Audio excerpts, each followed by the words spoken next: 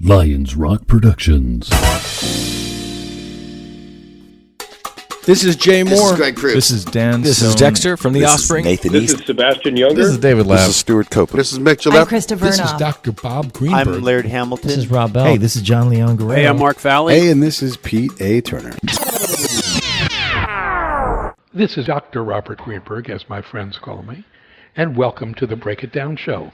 This is Justin Levitt. I don't know that I have many friends. I'm kidding. And this is the Break It Down Show. And now, the Break It Down Show with John Leon Guerrero, Mark Valley, and Pete A. Turner. It is, and we're Cheers. breaking it down. Cheers indeed. Cheers. Let's do that. Cheers indeed, gentlemen. One thing I want to acknowledge is my friend Owen Leahy.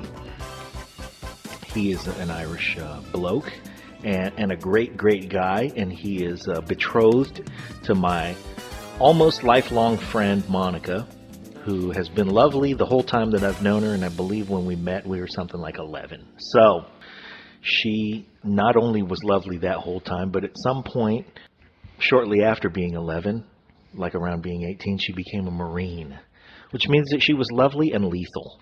Yeah. And still is both of those things. And yesterday, Dr. Bob featured us on Music History Monday. Saw that. Yeah. So cool. And I got all teary. But he shared it on her page and said, hey, look at your friend. Yeah. And then she shared it to the rest of the world and said, hey, our friend has made the big time. Yeah. I'm not sure I would call me big time. I would call you bigger time. So let's just say this is a mutual gratification for all of us. All right. Yeah, Everybody reach to the right. Got it. We're going to do that. And we're going to drink each other's martinis, figuratively speaking. Once again, are delicious. We're at Dr. Bob's house drinking martinis. We come over here and get sloshed. And then you know what we do? We saunter down the hill and bury ourselves in deep-fried Mexican food because we need to do that just to make it home. So thank you for that. And it's, again, in the cards. So it seems. You've been busy. Yeah, but you know, when you're self-employed and you're a musician, you don't have one job. You have 12 jobs, and they add up to half a job. So yeah, I've been working really hard on my half a job. But thank you for pointing that out. Yeah. Have been. You've been in Arizona? Yeah. Got a nice gig. Yeah, a real nice gig with the Phoenix Symphony right now, which is very enjoyable. They're wonderful people. They got a great theater, great staff. I'm only as good as the staff, always. Yeah. And the staff is wonderful. The theater people are fantastic. So it just makes it all easy. That's composer humor. I'm only as good as the staff. No, that's performer or speaker humor. Okay. And it's not humor. It's like, if they're listening, I love you guys. I love you, Matt. He's the stage manager at the place where I would do my talks. Oh, the stage manager. It's called the MIM. Well, seriously, I've worked a lot of theaters. Yeah. And I'm not dropping names now, but I've been on the stage at Carnegie Hall multiple times. Mm-hmm. I've worked a lot of top places, Lincoln Center. I've worked a lot of bottom places. And you can tell if a place is a good place by whether the staff is happy or not, whether they're really good. Yeah. Also topless and bottomless places. No, I've never been able to work those, and I'm still looking forward to that. Okay. But there you go. You know, good. I'm going to be 64 years old tomorrow, and there's still things I need to do, obviously. But I have to say, I work at a theater in a museum called the MIM. And here's something no one would know about. I didn't know about it until last year. Do you know about the MIM in No. Phoenix? Please educate us about the MIM. Okay, the MIM is the Musical Instrument Museum. It is one of, along with the Metropolitan Museum in New York, the greatest museum of musical instruments in the Western Hemisphere. Holy cow. Unbelievable, and a gorgeous facility. I mean, a $150 million facility. Wow. And this was financed, and many of the instruments were supplied by the founder of Target. Wow. Mr. Target. Yes, Mr. Well, I feel badly I'm not remembering his and her name right now, but I will before we're done. I want to say his name is Tom Argett. Doesn't ring a bell. Okay, sorry. Teresa Sounds like Argett. Right. Tom and Teresa Argett. Or Tom Arthur Gett. Okay. Yeah, Tom, or never mind. It's a superb museum, and the facility is fantastic, and they have this about 800-seat theater in there that's just complete state-of-the-art, and it's a location for a tremendous variety of different kinds of acts, from top country and western to jazz to classical. And the staff there is just fantastic. And if a staff is fantastic, it means they're being treated properly. A bad staff doesn't mean they're bad. It means they're not being paid properly. It means they don't have good benefits. It means the union is not being honored the way the union needs to be honored, because all these places are union places. And when the staff is happy, it means they're being shown respect by management. Yep. And it changes everything. Yep. It's easy to run in a place like that because your back is being covered all the time. Yeah. I want to ask you about those kind of... So one of the things we've learned from doing this show is that people in our line of work have to say yes to things. Because if you say no, now you're someone who says no.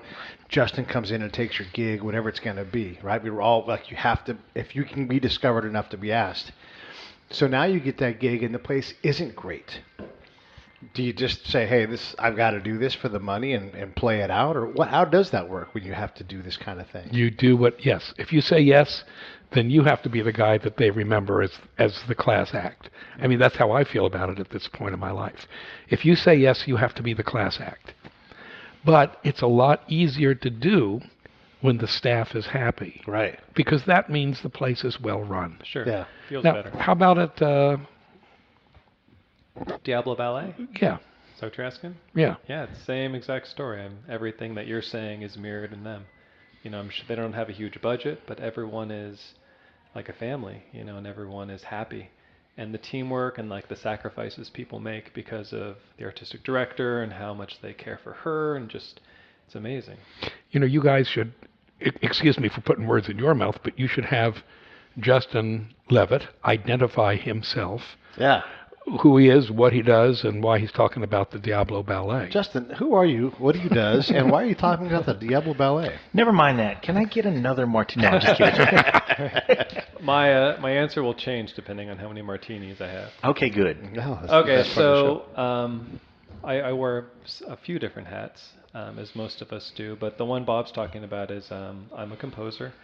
And I write mainly for piano, but I also get chances to write little film scores for the Diablo Ballet, and I love it. I guess that's kind of who I am, right? And when you say film scores, well, when I say film scores, basically once a year they do a short, beautiful film, and for the last few years I've had the opportunity to work with them and just write music to support these beautiful images, these beautiful dancers, and God, it's so nervous and exciting and beautiful. And how do you compose that, though? Do you need to know what the choreography looks like? Do you need just a kind of like 3 words? Well, the director I worked with uses 3 million words when he's describing what he wants.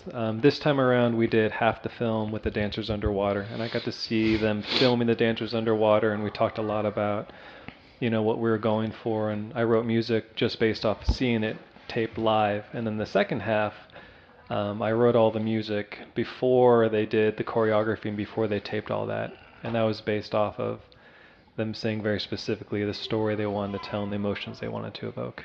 So I did a little bit of each. No, they weren't trying to drown the dancers. I just want to establish that. Well, I don't think they were, no. Because I've been in situations where if those were singers, I would immediately assume they tried to drown the singers. Yeah. No singers were in the pool. Okay. Yeah. And harmed during the course of the year. Right. Yeah. And of course, Walnut Creek is a home to competitive synchronized swimming champions. So there's a pedigree there for this kind of thing. Yeah. I guess there synchronized swimming ballerinas. That's a very interesting concept. Yeah. Is that Pete is full of shit sometimes? Is that true? No, that's totally true. I was trying to look up the names. I can't remember her name, but if I heard it, I would know it. But yeah, absolutely. There's Olympian gold medalists at least one of them was from Walnut Creek. Yeah. Cool. In synchronized swimming. Walnut Creek is one of those places that emboldens people to because they have money. Yeah, they do rich white people stuff. They do rich white people stuff, which is like go to the Olympics in some event that's not basketball. Right. Polo. Yeah, Polo. right. I'm an Olympic poloist. Yeah. The thing about Walnut Creek, though, is it is supportive of the arts, and it is a place where they have one of the greatest school districts, and the school districts are supportive of the arts because they're not dependent on money the way inner city schools are, where band programs are getting cut and things like that. Those programs still get to exist in places like Walnut Creek because the parents say, no, we're not getting rid of that. Right. Well, the other thing about the creek, and this is where my age being greater than all of yours, not combined, but greater. Yeah, you're not that old. Yeah, not that old, but when I first came out here 40 years ago, Walnut Creek was Walnut Creek. There was a creek that went through walnut farms. And at some point, about 35 years ago, the fathers of the town made a very smart decision. And that was, we're going to turn this into a commercial, a gigantic mall. We're going to turn our entire freaking town into an outdoor mall. And it was done correctly. It was done beautifully. People no longer had to schlep all the way to San Francisco to go to a Macy's. Right. And it's just all been rebuilt once again. That whole Broadway Plaza area has been rebuilt. And it was a very careful calculation on the part of the town parents. Yeah. And they did a brilliant job. Brilliant job. It's nice there, yeah. And the tax dollar that comes in, for sure, it's got to be crazy. Yeah. Just crazy. So they created a gold mine for themselves. And you can go to Katie's Creek and get trout and eggs. Trout and eggs on a Wednesday. So good. Kind of a big deal. Yeah, right. You know, you worked out there. Yeah, it's good. Not at Katie's Creek, by the way. Have you had not the one of your trout hats, and eggs at Katie's Creek? No, but I have had a trout BLT at the yacht club, which is my word. I'm thinking as good or better. Yeah, the yacht club is right across the street from. Excuse me. Here's the funny thing about the Walnut Creek Yacht Club. There's no water. Not within like 5 miles. Is landlocked. Yeah. But you know what this place needs? This place needs a yacht club. Yeah. And it's all nautical in there, and people go in there wearing blue and white striped stuff. And looking silly. Yeah. Yeah. Right. Yeah, and that's very white. But a trout BLT. Man. That's something you need to go to a yacht club. Next time you come to Walnut Creek, I'm getting you one. Okay. So it's T for trout, not tomato? No, there's tomato too. Oh, damn. Yeah. So it's BLTT. Yeah, BLTT. BLTs. Like it. Yeah. That's terrific. BLTT. I want to make fun of Walnut Creek because of pretentiousness or whatever else you think comes from there. But there's jealousy there. There is absolutely. I feel it. I'm feeling absolutely it. Jealousy. I'm feeling it. I'm acknowledging it as not even being jealousy anymore. It's admiration, and it's aspiration, and it's whatever. It's like, because you're right. They did it. They did a splendid job. They did it correctly. There is, you name it, you can get it in Walnut Creek. And Walnut Creek is a small town. Who would know? And, your listeners spread out, 70 different countries? Is that what you said to me? Yeah. Your listeners I want to thinking, say hello to our listener in Baku. Give a listener and in Jersey, Baku. not your Jersey. No, that Jersey. That the Jersey. Isle. The Isle of Jersey. Wow. We love you. Yes, we do. So, again, you don't want to hear about Walnut Creek, California, basically a suburb of San Francisco, but every now and then a municipality does get it right, because we all know how often we get it wrong. I live in Oakland, California. Mm-hmm. Wrong is our middle name. We love it here. Yeah. It's diverse, it's big, it's beautiful, but right is unusual, isn't it? Especially when it comes to city planning and how you do stuff. Yeah. The suburbs are sort of ripe for getting it wrong. It's everything that people go, oh, really? A suburb? I mean, it was wrong from the beginning, from the, my favorite. I'm sorry, probably not the Levitts that created suburbs that also created you, right? Different Levitts altogether. Different Levitts, yeah. He comes from the artistic Levitts. But there were the Levitts who created Levittown. I lived in Levittown, New Jersey. Did you live in I Levittown, grew up New Jersey? in Levittown, New Jersey. Wow. Yeah. I did not know that. That was the third. You knew that? You have to have known that. You didn't do your study up. I guess I didn't do my study up. I didn't know it was Levittown. I thought for some reason you were from... Yeah, Willingboro, New Jersey was the original name of the town, founded in the 1600s. Okay. By English settlers. But then Abraham Levitt and his family walked in and turned a little village with 500 people into a suburban community with 50,000 in the space of 3 or 4 years. We were Also the third. 3 or 4 square miles. No, it was. Listen, no, it was ugly, but it was spread out ugly. Let's give credit where credit is due here. Yeah. You could have gotten mugged on any one of the 30 square Like miles my of the prom place. date's eyebrows. Anyway. Eyebrow, baby. Well, eyebrow. but it was spread out. Got it. No, first there was Levittown, Long Island, Long Island, and then there was Levittown, Pennsylvania, and then Levittown, New Jersey, and they were all built more or less the same time, to accommodate vets coming back from the Second World War and the people graduating from the GI plan. And they did a brilliant job with My bringing father, people back and giving them a place to start. My father bought a 2,000 square foot so-called colonial house for $500 down and $13,000 in 1958. Holy cow! So exactly, you were able to get in. Yeah. But gladly they also got out 16 years later. Yeah. But yeah, that's where I grew up. And then after Levittown, where did you spend your formative years? In Levittown, we moved there when I was 4 years old. Okay. And and then from 4 to 19. Princeton. They moved in '74, so I was 20 years old when they moved out. Right. Wow. So I was already an undergraduate. Yeah. Okay. Well, straighten me out. Yeah. But back to let's round this out. I think that was the first visit, though. That was a long time ago. We've known Dr. Bob for a long time. We could round this out. This is suburbia wrong. It looked right at the time. Yeah. Okay. You had these districts with all the streets named with the same first letter. So I was in Buckingham. All the streets started with B. We lived on Belhurst Lane, and we had our own elementary school and our own swimming pool, and then there were generalized junior highs and one high school. So it looked great on paper, but the way it turned out didn't turn out so well because of the demographics as they were in the 1950s and 60s. Yeah. We were right near 2 major military bases, so many of the people who originally bought in were either Army from Fort Dix or Air Force from Fort McGuire, the McGuire Air Force Base, excuse me. They left, and all kinds of mixture took place. It looked a little while like this was going to be the Great Society. Yes. All over again, these mixed communities, people leaving Camden and Philly. But what happened was terrible, and that was white flight. More and more minorities moved in the early mid-'60s as the military moved out. More whites moved out. Before you know it, you have this terrible ghettoization going on. And the resources left. Yeah. So the library ceased to function, and public works ceased to function because the white money ran away. And it's a perfect cautionary tale of what happened in the 60s and 70s in these instant suburbs when you didn't maintain a certain high level of public works and education. And we don't get that it's happening now when we do things like, that community theater doesn't need to be there. We're going to go ahead and let that die off. No, we're going to quit funding these music programs. These kids don't need to learn how to play the piano. That's, this is exactly it. And no one's asking for a gift. None of us is asking for a gift. None of us is foolish enough to think that the money is endless and you can just keep pouring money into stuff. But the stuff that we should be pouring money into is education. Yeah. Always.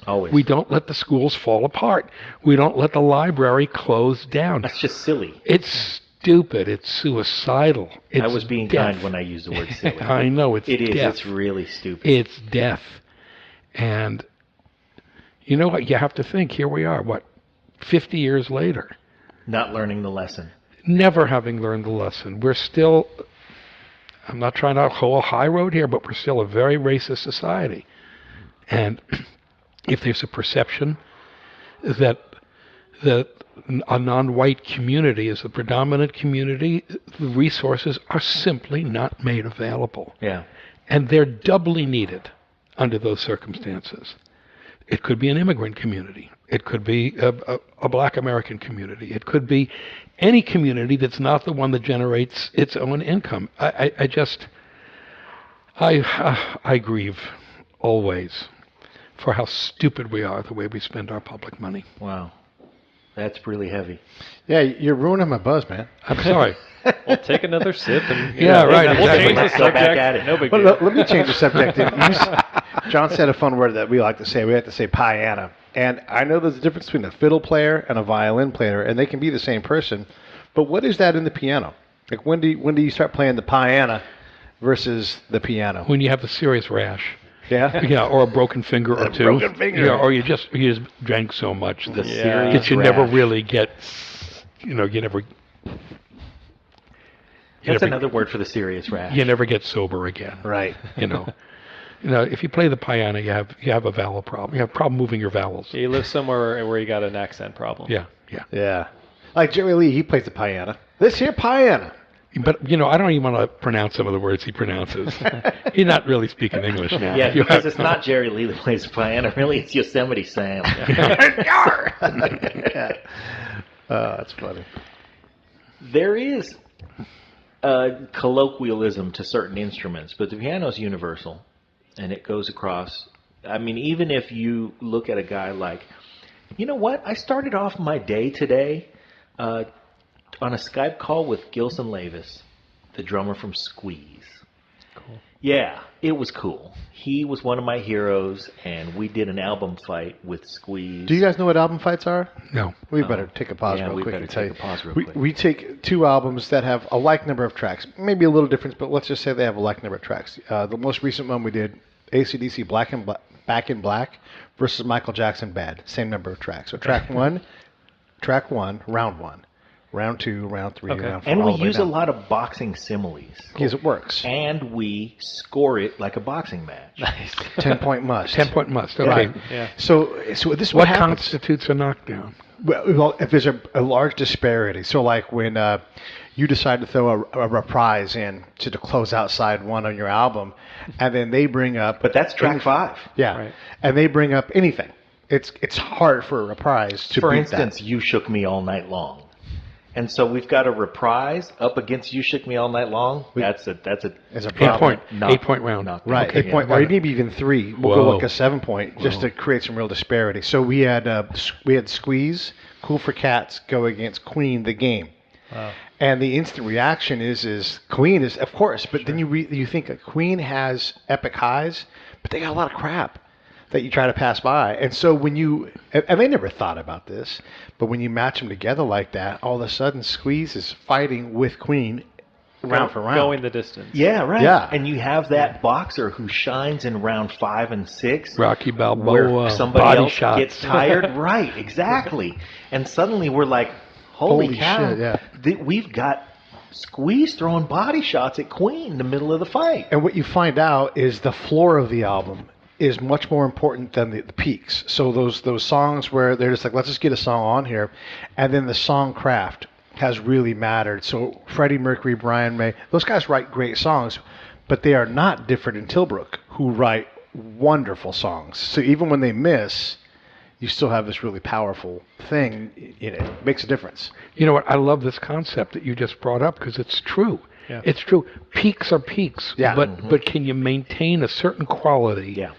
at every level? Is your foundation sound? Right. Yep. Apollo Creed did not have a sound ribcage. That's Right. right. Yes. So this is, I think, a better word, foundation, because we've been using the word floor. But Yeah. what it is there are, your floor, if we use a scale from 1 to 10, your floor might be a 2, but there may be just 1 2 on that album. Right.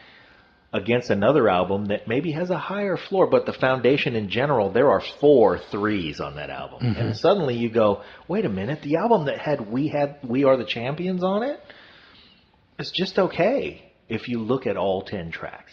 So, And we don't do greatest hits because it's not about that. It's about the yeah. album work. yeah, we want to go on an album journey. So who won this? Who won the fight? Squeeze. Squeeze beat Queen. By a Hey. narrow margin. Back in Black versus Bad was a split decision, and super close. They both very probably the closest fight that we've had. No, I have to correct you. It was not just a split decision. It was a draw. Oh, that's right. 'Cause Yeah, Pete's draw. card Yeah, won. We bring on a guest judge. Our guest judge, in this case, is our friend Joel. He had Bad winning. Pete had Back in Black winning, and I had a 95-95 draw. and we do our best to be impartial as we do this, and we try not to say I had sex to this song for the first time, so it's automatically like, okay, yes, that. Although kind that of- does come up it sometimes. does come up, but we That's try. the 14-point must system. Right. Yeah. Yes. Now, do you have the equivalent of a Lou Duva jumping into the ring and screaming about this is a bad decision? I'm taking this to the commissioner. We do have a guy externally who does the Max Kellerman thing up front. He does a breakdown. We haven't had the guy come in afterwards, but we need that guy. Yeah. You need to, no matter what the decision, always bad. And that guy always has to scream. The dissent. I'm volunteering. Okay. All right. Just letting you know, I'm volunteering.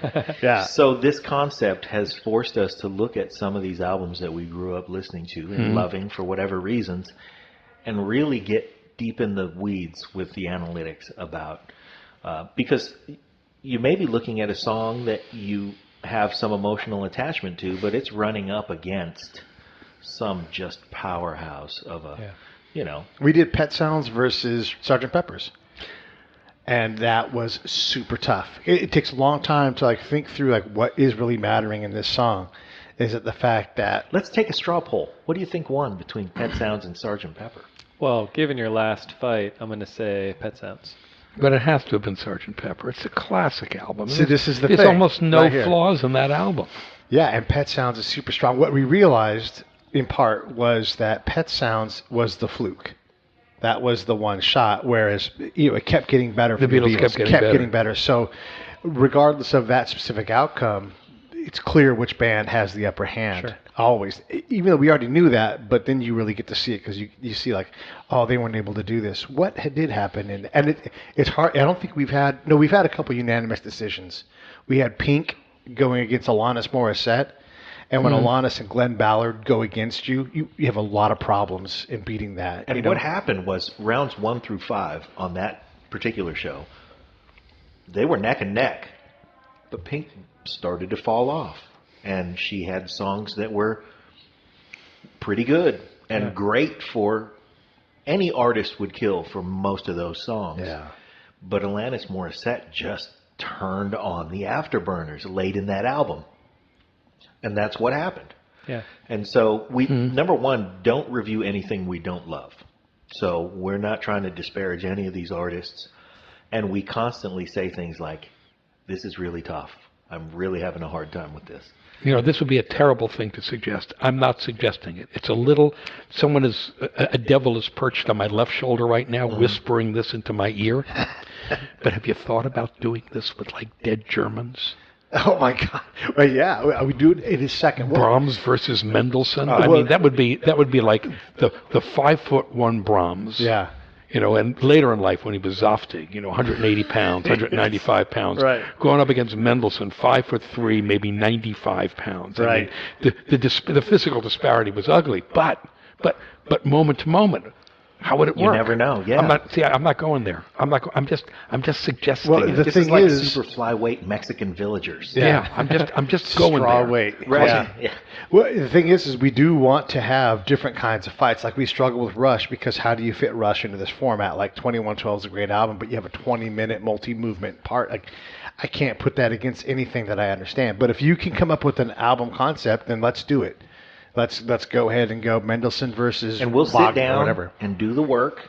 And Abbey Road would be the choice because the whole second half of Abbey Road is basically one continuous song movement, yeah. that keeps changing and changing and changing. Now, who do you put up against that though? Because what you want is a matchup that includes an album that has a series of songs and then one big finish. And there are those that exist. And this is probably a bad example because it is sort of a greatest hits album, but Tower of Power Live and in Living Color. Because it had 5 songs on side 1, and then side 2 was just the one long 14-minute jam of Knock Yourself Out. And it had movements, it had solos, it had dropouts and breaks and bring the audience back, and here comes Dave, and here comes Chester, and stuff like that. So. But are you suggesting Chopin against the Beatles? No, I'm suggesting you stay with the genre. Okay, because we don't mind crossing genres. Pete doesn't mind crossing genres. Well, then I wouldn't do Chopin versus the Beatles. I would do Chopin versus Oscar Peterson's Tracks album, which is the most amazing solo piano playing you have ever heard in your life. Endlessly. Because what happens is it forces you to really, really dig deep. It's easy for me to say, I love Michael Jackson's Bad album. I love it. There's so many good songs on it. Okay, we're putting it up against Back in Black. But that's not fair. It's a band versus... Yeah, but that's what we're doing. Okay, Jesus. And then I get in there, and you start digging, and you start dissecting. And then, of course, what we just talked about, Yeah. I mean, putting Chopin against Oscar Peterson, as someone could say, and rightly, apples and oranges. Apples and oranges. One of them is composed music by one of the most brilliant human beings ever to live. The other is and one of them is improvised. essentially improvised Yeah. by one of the most brilliant human beings that ever lived.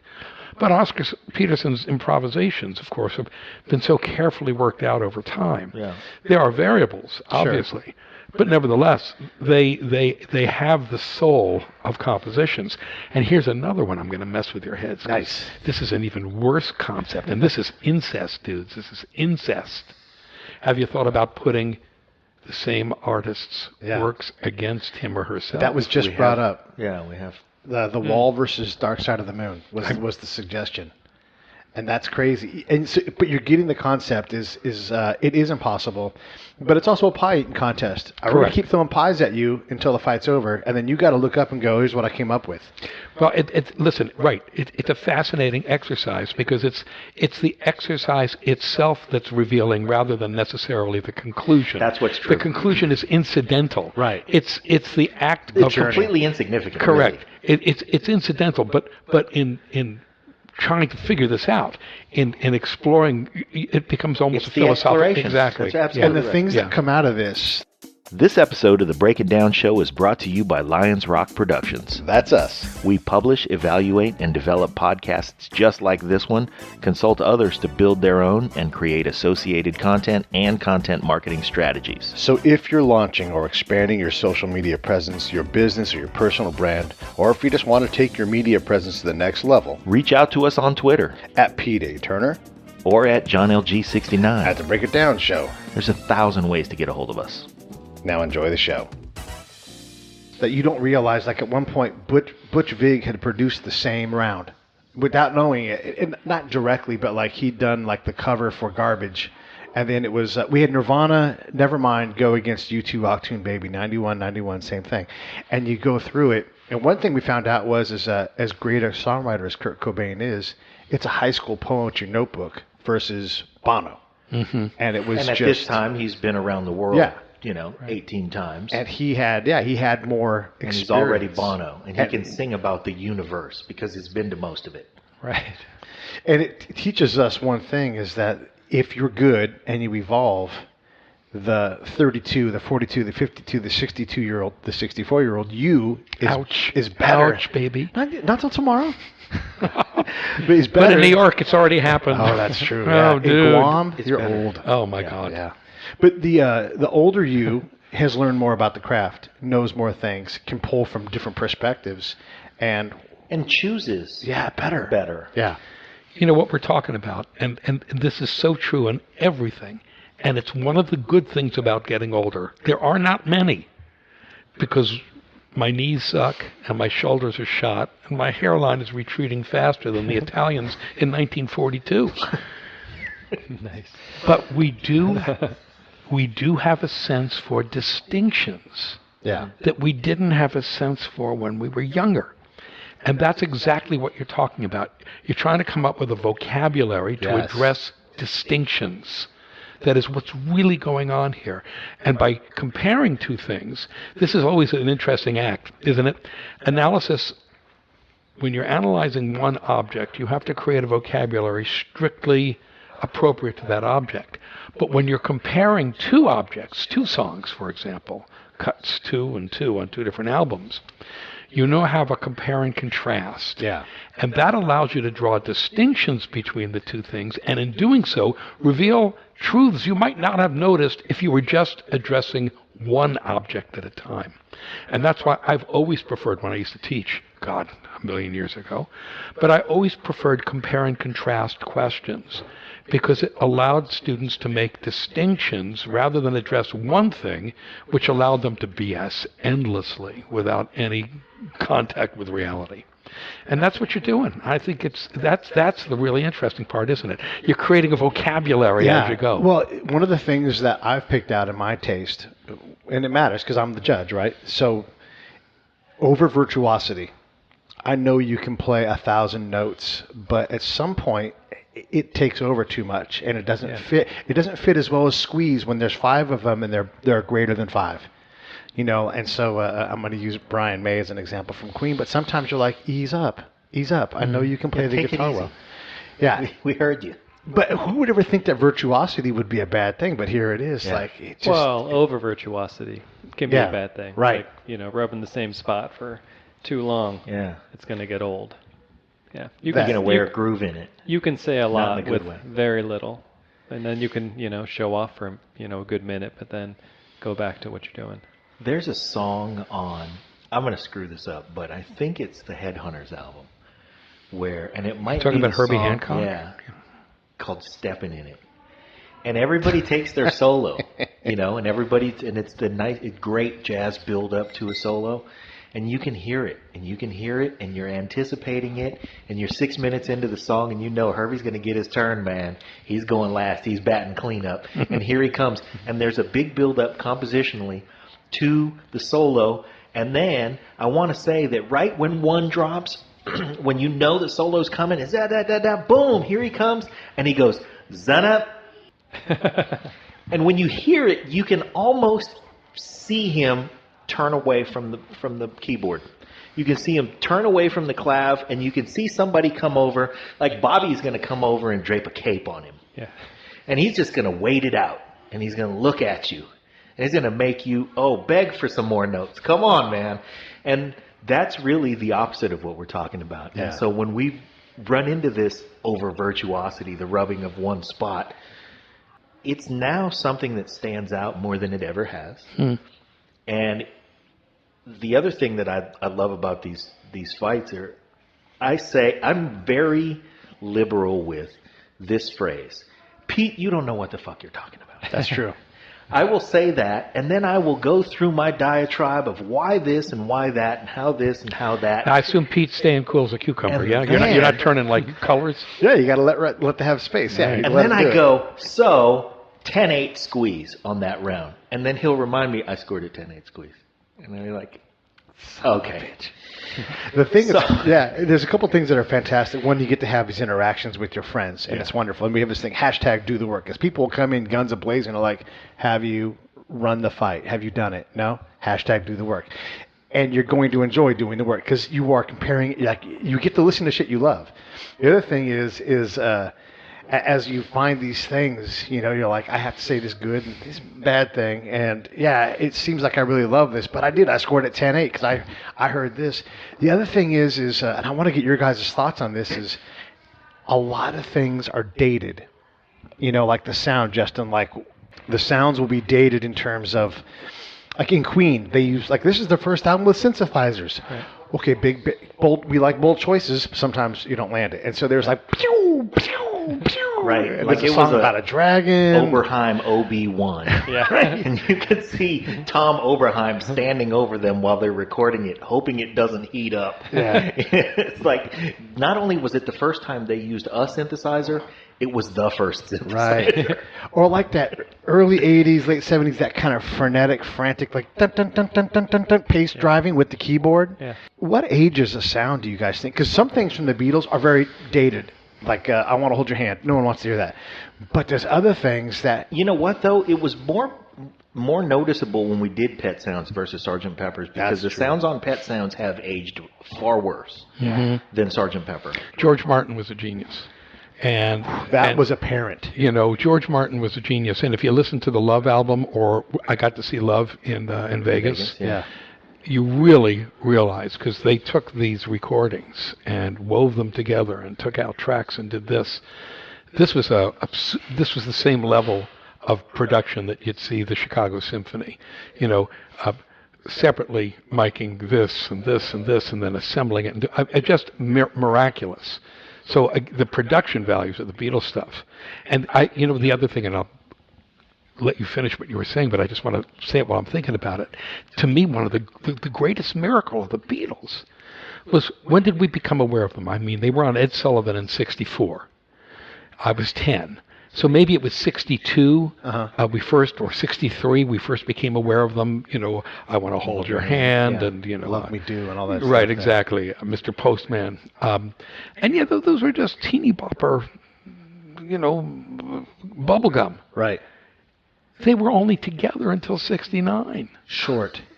That was it. Yeah. I looked this up. That was it. They were only together 6 years, really. I'm not even sure this is an absolute fact, but I looked this up. They went to 8 countries in their entire career to play as the Beatles. 8. Like, it's shocking that they did that much and got nowhere, They went to 8 countries, and they're from Europe. Yeah. Right. So Germany, England, and Ireland are in the bag, Right. Like that's almost half of their thing. Right.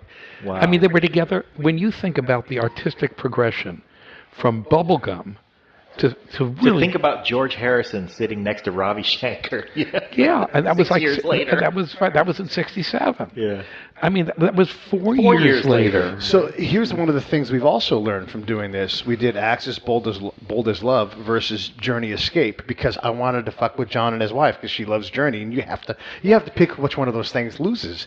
Turns out the production in Axis Bold as Love absolutely kills that album because they don't have George Martin in the room, and it took away from the album, didn't you think? Yeah, but it didn't take enough away. No, not enough away. Right. I mean, Journey did lose that fight, But it did come down to it was a stark difference that was absolutely obvious where you could go, boy, Journey, they sure knew what polish was by the time they stepped into fantasy. And 12 years later. Yeah, when they recorded this album 12 years later, it was like Neil Schon was a seasoned studio veteran. Everybody was a seasoned studio veteran, and you could hear that they knew how to make a record. Right. And Jimi Hendrix was, not to say he didn't know how to make a record, but at the time he made Axis Bold as Love, he was in the studio in the middle of the night just being a badass. And it wasn't about making the record. It was try and capture this badassness and see if you can get it. They also didn't have the money because he had to go to Europe to get famous. They didn't have the money to have George Martin say, "Listen, I know you're great. Now shut up and do what you're told. Like this is where you need to be, not this, and guide them to where they didn't." Journey could afford anybody at that point, and it made a difference in how they put the album together. Yeah, for sure. So what's your perception now? Do you apply this?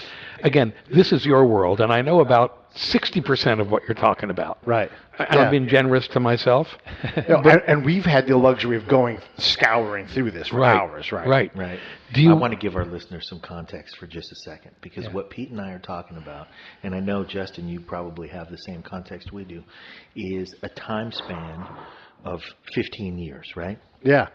This is 15 years of music. Right. And Dr. Bob knows 60% of it. Right.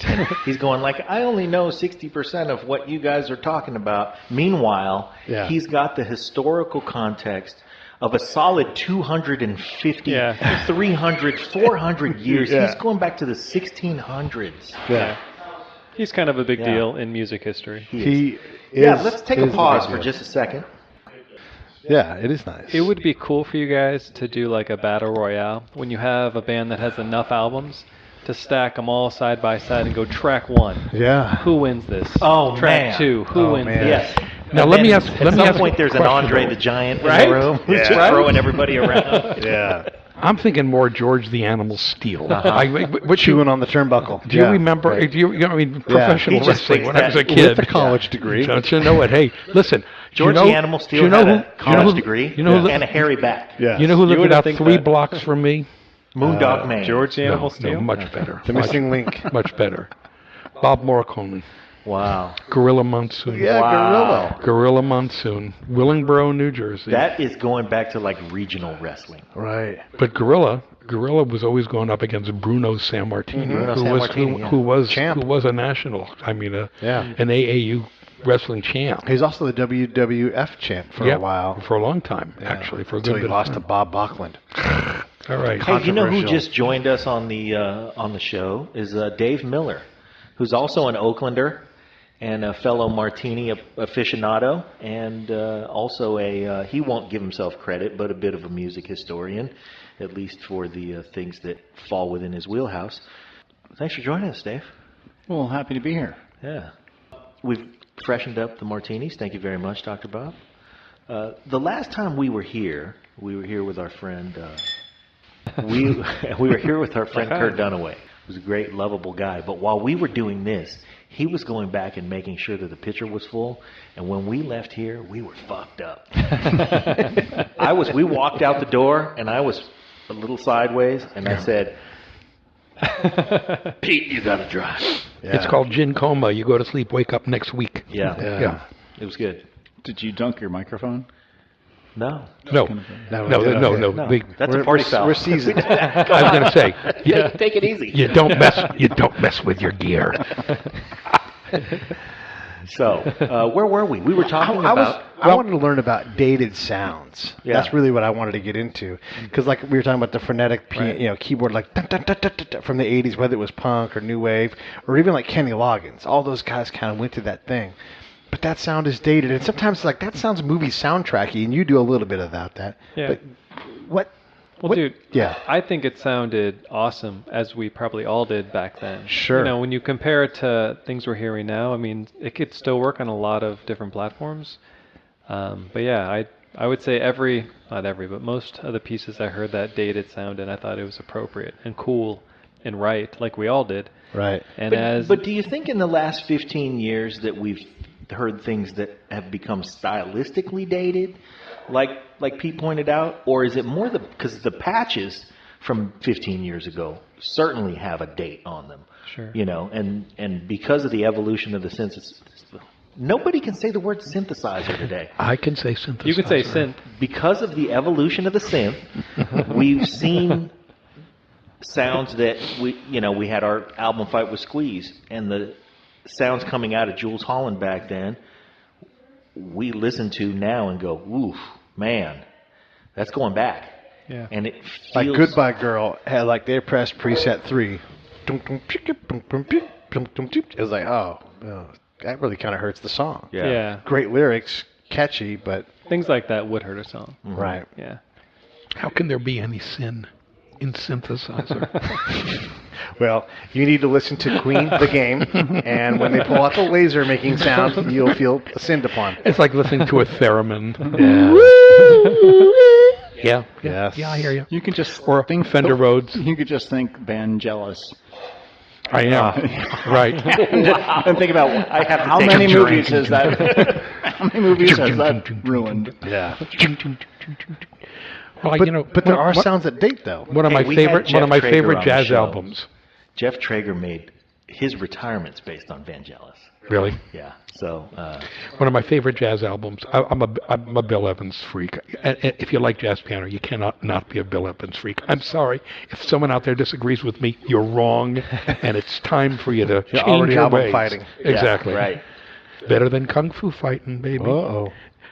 And in this album he made for Columbia called the Bill Evans album, this would have been about 70, he used a Fender Rhodes. Now, I've owned 3 Fender Rhodes pianos, and I still wish I had one of them, because that was so 1970s. They sound like the 70s. It sounds like my girlfriend, Judy Ambrose. Right. I mean, that's who I remember from the 70s. And that would still be cool awesome. in a piece today, as it and is. she was Right. totally hot in the 70s. I can't speak to her now, because I've not seen her in 40 years. But back to the larger point. I'm sure she's still hot. If she's anything like Judy, the Fender wherever you Rhodes. are, sweetheart, I hope you're still hot. It's Judy, the Fender Rhodes, High Karate, by the way, and polyester. Oh, high karate. Yeah. Do you remember those Every ads? sense. Do you remember? I still remember the ads they had at Christmas time. But this was for the young ones out there. High Karate was a men's cologne, and they had these incredibly racist ads. And so I still remember there was one for Christmas that would show some Japanese ninja guy going Sugar Plum Fairy, hiya! Oh, High Karate for Christmas.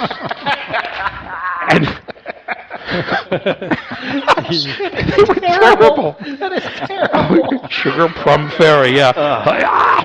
And then on the other end, the Me Too movement, you had Shirley Muldowney, who had a drag crew, and they had English leather. Like my men wear English leather. Or nothing at all.